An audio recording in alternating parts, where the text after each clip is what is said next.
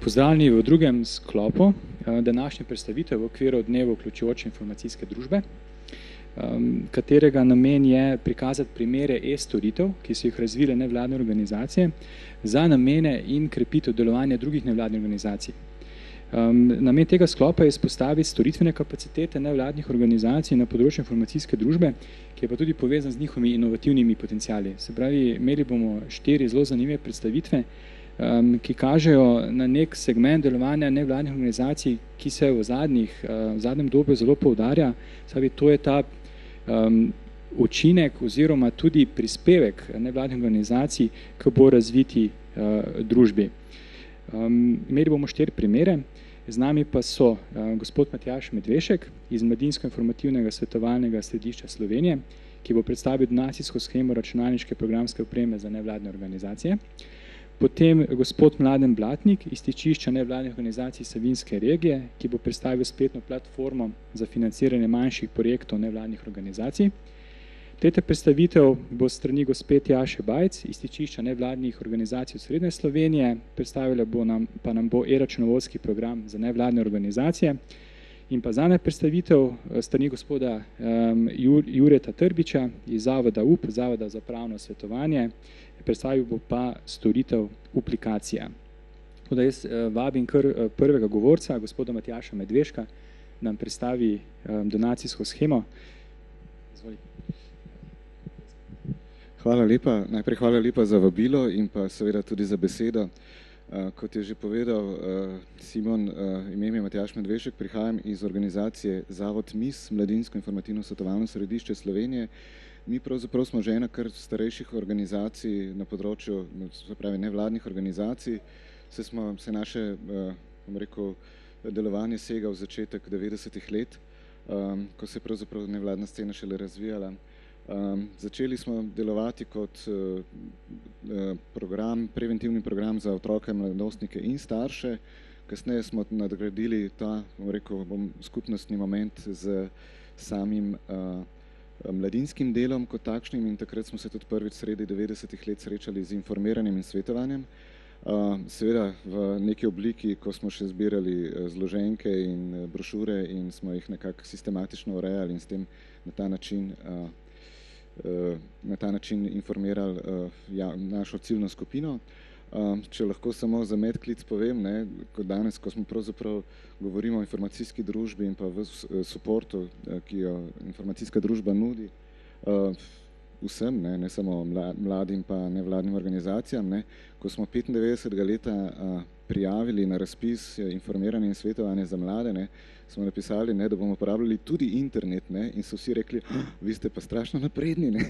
In danes pa veste, kako je, če internet crkne, vsi hodijo gor in dol in nimajo kaj delati. Tako da, mogoče samo toliko za uvod. Torej, rad bi predstavil donacijsko shemo TechSoup. Jaz bom kar tak malo old-fashioned PowerPoint uporabil. TechSoup Slovenija, zdaj ta trenutek smo ravno na razpotju in to takšnem dobrem razpotju, namreč od leta 2009 pa do letos smo bili pridružena organizacija te mreže, o kateri bom malo več kasneje povedal. Ravno včeraj oziroma danes sem poslal San Francisco pogodbo, kjer postajamo partnerska organizacija, kar pomeni bistveno večjo samostojnost na področju tako iskanja donatorjev, kot tudi v končni fazi čisto operativnih stvari, kot je urejanje spletne platforme in tako naprej. V glavnem, ravno danes, simbolično, delamo en tak velik korak naprej. Pogodba še ni podpisana z njihove strani, samo ko se enkrat tako daleč, mislim, da ne bo bojazni. Mogoče malo kasneje, ali pa če bo kakšno vprašanje, bom kaj več povedal tudi, kakšna je razlika med enim in drugim partnerskim sodelovanjem. Torej, TechSoup Slovenija je del svetovne globalne mreže, ki se imenuje TechSoup Global Network. Začeli so v letu 1987 kot skupina entuzijastov, ki je na nek način začela razmišljati o temu, da je potrebno, ne, seveda je to Amerika, ne, moramo razumeti, da je to, da Združene države Amerike, ne, in dojemanje nevladne scene, nevladnosti je, mislim, diametralno nasprotno in mi se pravzaprav šele tega učimo. Ne, pri nas nekako smatramo, da če vlada ne poskrbi za nevladne organizacije, ne, da potem, ne, se to en kup očitkov pa štosov na ta račun, ampak na nek način so tam bolj usmerjeni v lastno preživetje, ampak ne samo lastno preživetje, ampak tudi v medsebojno podporo. No in nekako so v tistem obdobju zajahali, ne, ta val navdušenja nad družbeno odgovornostjo podjetij,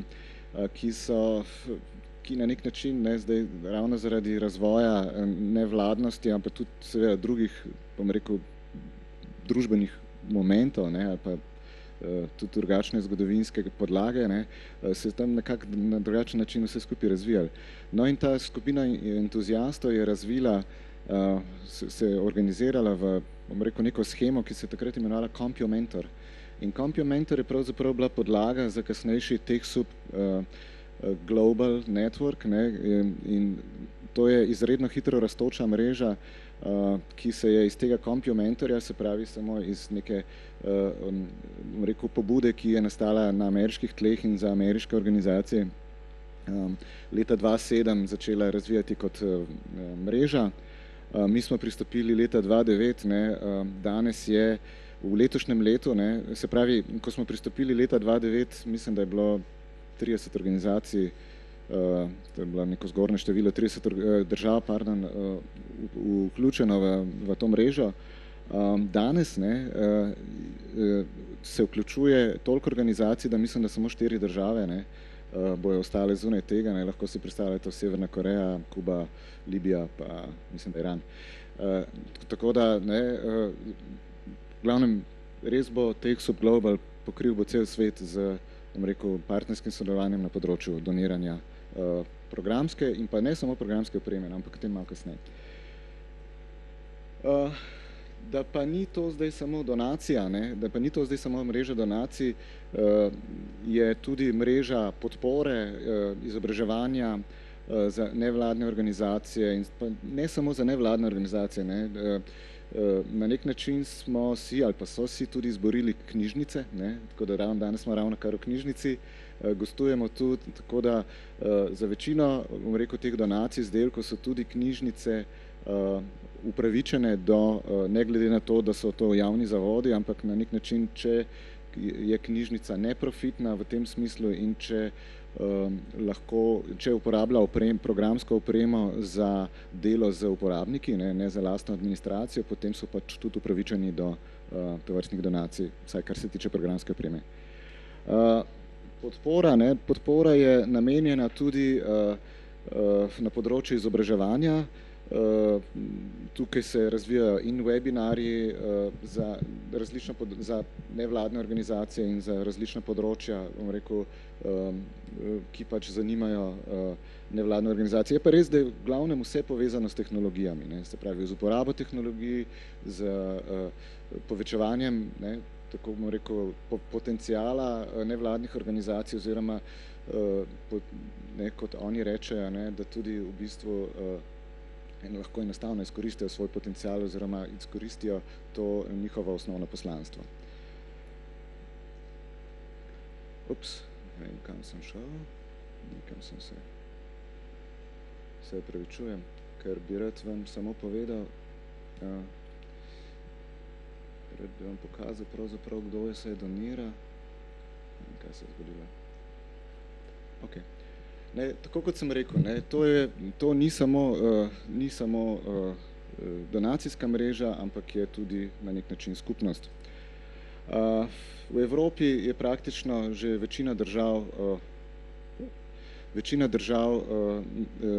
vključenih v to shemo, medtem ko seveda je še ogromna, bom rekel, siva lisa na področju Afrike, Azije, Južne Amerike in tako naprej. Čeprav, se pravim, v letošnjem letu bojo prav vse države, razen teh 4, ki sem jih omenil, vključene v to mrežo. Zdaj, TechSoup Slovenija, ne, mi smo v letu 2009 nekako sramežljivo začeli. Tu seveda je imela tudi Inepa oziroma Simon de la Corda svojo ekipo takrat veliko zaslugo za to, da so se stvari prevedle, da se pravzaprav tudi sama, da se je sharmonizirala sama zakonodaja med našo in ameriško, ne, ker treba je vedeti, če imaš ameriškega donatorja, ne, potem je pač on zavezan ameriški zakonodaji, ne, kar včasih ni tako enostavno. Ne. Tudi težko je razumeti včasih, da določene organizacije, ki bi bile po vseh nekako kriterijih, tudi, rekel, kot radi rečemo, po zdravorazumski logiki pri nas lahko umeščene v recimo kot med upravičene organizacije, medtem ko recimo po njihovem zakonu pa niso in obratno. Ne. Tako da je tu potrebno kar bilo veliko dela, ne, in tukaj so takrat fantje naredili en tak ogromen posel za to, da so pravzaprav, da se je lahko ta zadeva prevedla v Slovenijo. Ne.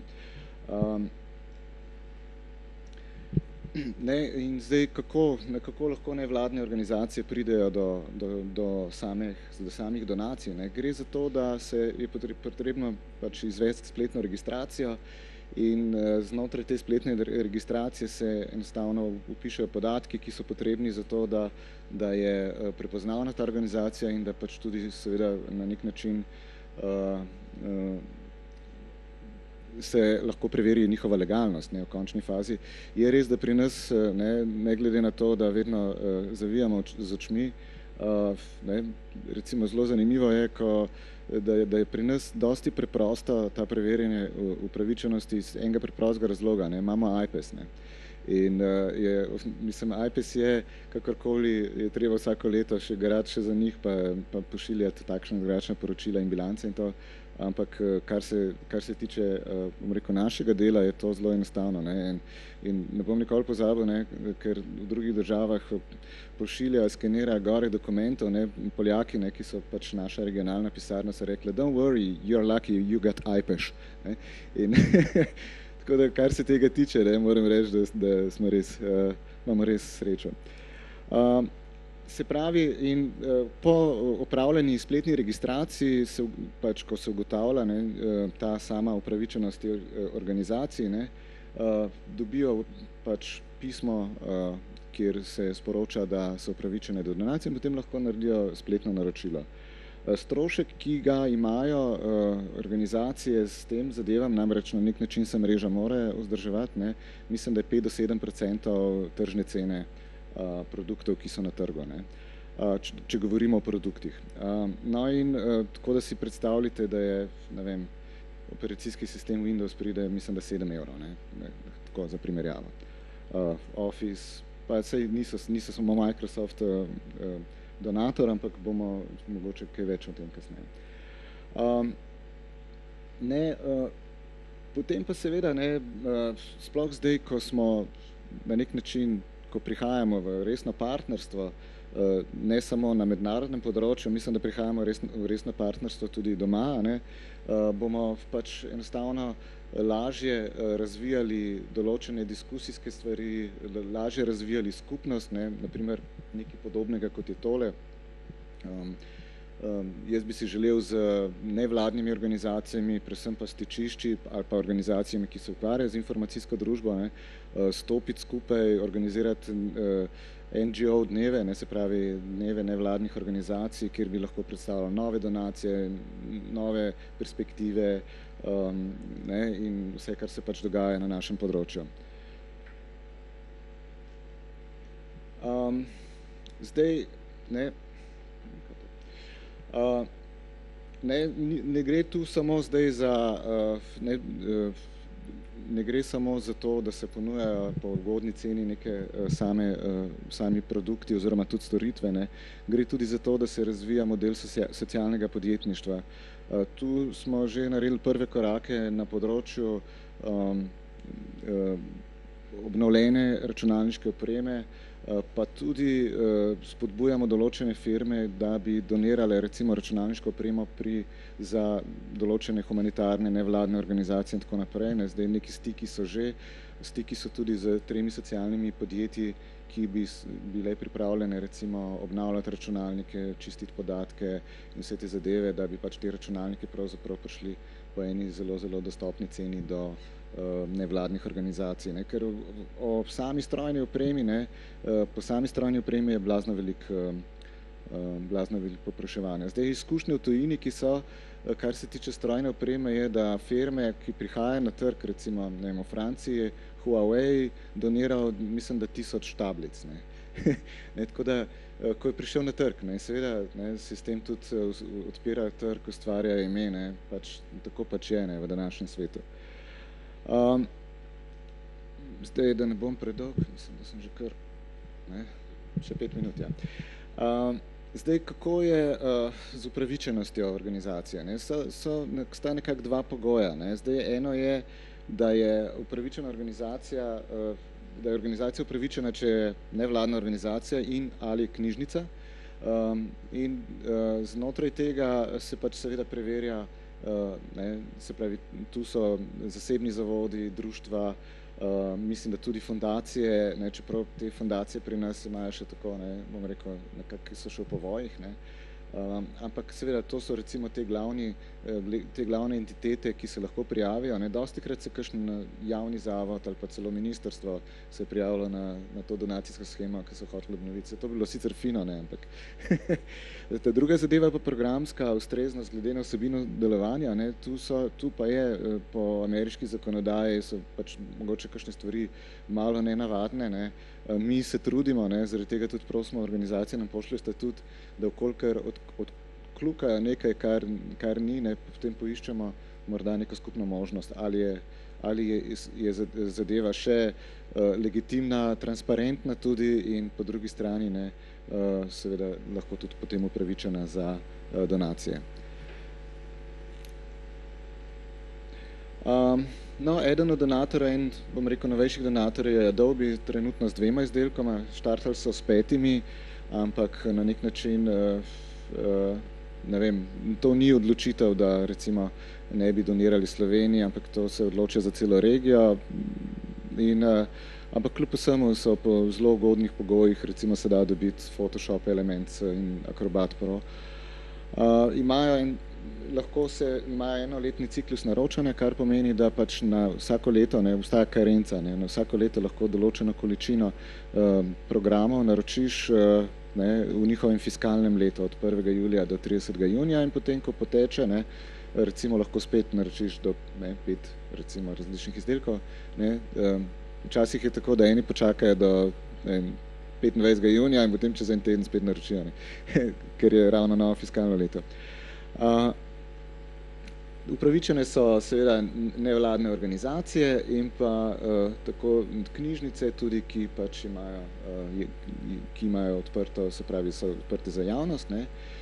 Microsoft je največji, najstarejši donator. Zdaj zadeva je takšna, da Microsoft je na nek način bil zasut z prošnjami za različne donacije svojih izdelkov, pa vendar in nekako se jim zdi, da jih je to dušilo in potem so to enostavno dalo mrežo in se s tem ne ukvarja več. Tako da tisti, ki prosite Microsoft, mora biti verjetno že nek poseben, direktno Microsoft, mora biti že nek, bom rekel, poseben interes tudi strani podjetja. Zdaj tule, pa ne gre samo za izdelke, ampak gre tudi za Office 365, ki pa ni preko donacijske sheme TechSoup. Mi jim sicer pomagamo pri ugotavljanju upravičenosti včasih, sicer pa se Office 365 naroča direktno preko njihove platforme for non-profits.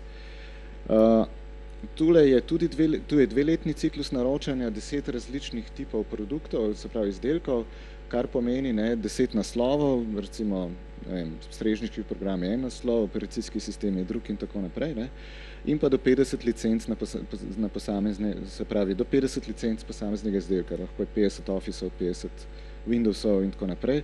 Izjema so strežniki, kjer je malo drugačen, ne moraš naročiti 50 strežnikov. Potem, kar se tiče Windowsov, operacijski sistem je po pogodbi Get Genium, kar pomeni, da lahko enkrat, once in a lifetime, naročijo nevladne organizacije to opremo.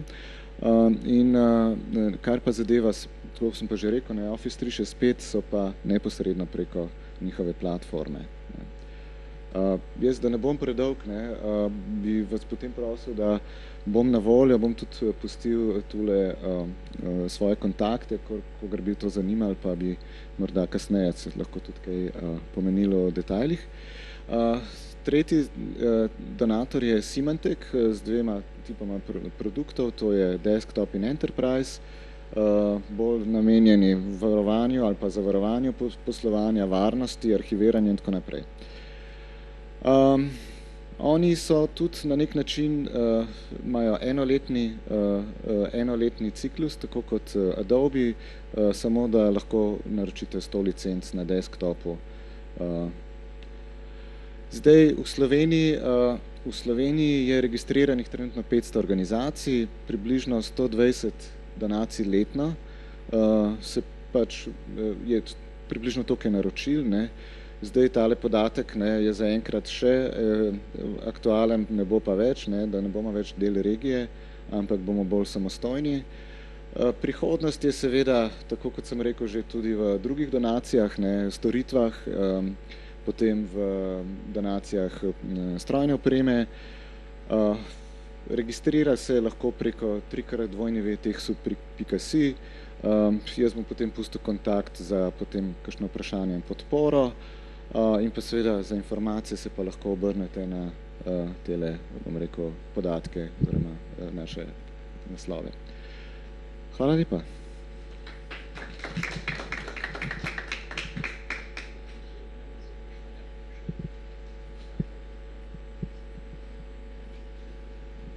Matjaž, hvala za to predstavitev.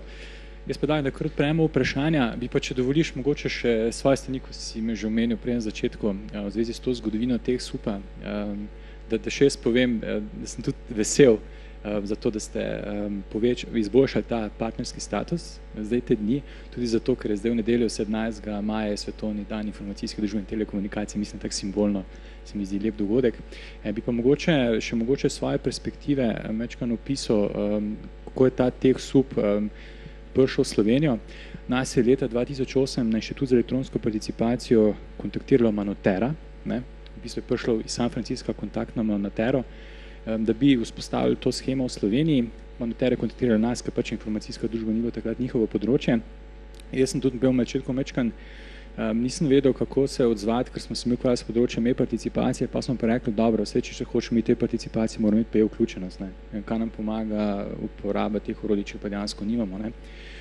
Mi smo pa vzpostavili kontakt z Varšavo, tudi direktno z San Franciscom, da se naredil te osnovne zadeve, da se prevede njihove licence, vse te, kaj si razlagal, ti pogoji. Je bil pa naš pogoj tak od inštituta, da se v to shemo vključi tudi odprtokotni program. So se pa začele komplikacije. Mi smo se povezali z Centrom odprte kode iz Maribora. Tudi smo naredili v okviru CNVOS-a eno analizo uporabe nevladnih organizacij na področju odprtokodnih programov. Mi smo imeli analizo, koliko se naredil takrat bundle, ki je ustrezal tem kriterijem, da gre v to shemo, se pravi, da bi že z lansiranjem teh subglobala v Sloveniji, takrat to je bilo za 2009 predvideno, sicer se je skozi nekaj podaljšval, da bi se poleg Microsofta, Semantika, pa še nekaj je bilo, tudi odprtokodni paket lansiral. S tem smo želeli uresničiti to vizijo vključujoče informacijske družbe, ker damo mi potem organizacijam na izbiro, kaj želijo uporabljati, seveda pod nekimi pogoji. Žal je pa takrat prišlo z strani ofisa regionalnega v Varšavi do ene zadržka, potem smo zvedeli, da je šlo v bistvu za pritisk Microsoft Slovenija takrat na to temo, ki je potem tudi nek način takrat prevzel, je imel tudi zelo močno besedo, ker je bil seveda, kar je razumljivo, ker je bil glavni donator in če se gre neko podjetje družbeno odgovorno ravnanje, seveda je to potem do tega ima tudi neko politiko. Žal potem ni prišlo do podpisa sodelovanja v pogodbi, da bi to zadevo potem lansirali. Sem pa zelo vesel, Matjaž, da mene pa je bilo strah, kaj bo zdaj s tem. Mi smo dosti nekaj delali vloženega, sem zelo vesel, da je pa to zavod MIS naredil naprej, da ste to peljali skozi ta leta do zdaj, ko ste pa postali affiliated partner, ker nam pa dejansko omogoča, da ste vi pa zdaj bolj samostojni oziroma sami odločite, kaj bo šlo v to shemo, kaj se bo ponujalo v Sloveniji. In tukaj že imamo eno zelo dobro komunikacijo, se pogovarjamo tudi za ta NGO Day, da se po okviru vsebinske mreže nevladnih organizacij pa Društvo uporabnikov Linuxa Slovenije tudi dela analizo potreb nevladnih organizacij na področju odprte kode. In zdaj pogovarjamo, da bi pa zopet poskusili s tem poskusom, da naredimo v Sloveniji en dober case, kako lahko licenčno programe, podprto programe skupaj deluje v dobro nevladnega sektorja, naredimo en tak case in to potem lansiramo. Tudi to sem želel podati, tudi sem mislil, dvakrat sem vesel, no, da ste tle, da ste to držali naprej in pa da imamo eno tudi zelo dobro prihodnost tega sodelovanja. Tako, Matjaž. Ja, mogoče samo na temo, ne, samo na to temo, če povem, ne, seveda, ne, razlika od prej in zdaj je to, ne, da mi bomo lahko vključevali tudi domače donatorje v to shemo. Res pa je, ne, to pa je, ko sem natančno prebral pogodbo, da bomo potrebovali kljub vsemu pristanek San Francisca, ne, ampak mislim, da je to zdaj bistveno lažje, ne, ker prej so nam drugi določali donatorje. Ne. In seveda zdaj tukaj se mi zdi, da je velik korak naprej, ne, in da če bomo znali dobro speljati zadevo, potem se lahko marsikaj najde v tej shemi. Ne. Še kakšno vprašanje? Ja. Hvala za besedo. Mene vas zanima, se strinjam tudi z tem, kar je gospod Delakorda omenil sigurno, bi pa dodatno imel vprašanje, pravite donacije, donatorska shema. Ne?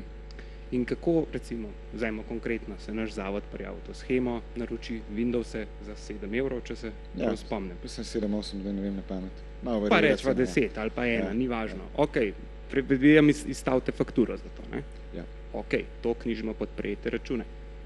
Kako pa z davčnega vidika gledamo na preostanek? Ali je potrebno, torej, če je to realna donacija, ali je treba knjižati, ali jo ni, ali gre dejansko za v bistvu prodajo z velikimi diskonti?